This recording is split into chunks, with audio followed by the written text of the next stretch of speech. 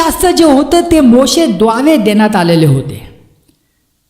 आणि तुम्हाला माहिती ते कधी देण्यात आले? ते पेंटिकॉस्टच्या दिवशी देण्यात आले होते. आणि आता आपण बघूया की जेव्हा नियमशास्त्र देण्यात आलं यहुदी लोकांना, किंवा जेव्हा आपण नियमशास्त्राखाली असतो तेव्हा काय होतं, काय घटना झाल्या होत्या पहिल्या पेंटिकॉस्टमध्ये, आणि काय घटना झाल्या होत्या नवीन कराराच्या पेंटिकॉस्टमध्ये, ते आपण बघूया. जसं आपण बघितलं की पहिल्या ओलांडाच्या सणा दिवशी हे जे यहुदी लोक जे होते त्यांची मुक्तता झाली मिस्र देशातून.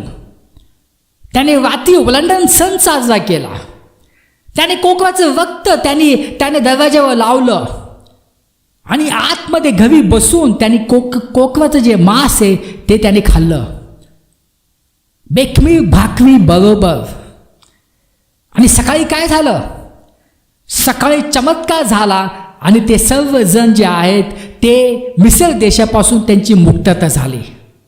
आपण वाचूया, आपण जाऊया निर्गम 12. तेव्हा इस्रायल लोक मिस्रमधून निघून रामसेस येथून प्रवास करीत सुकोत येथे गेले.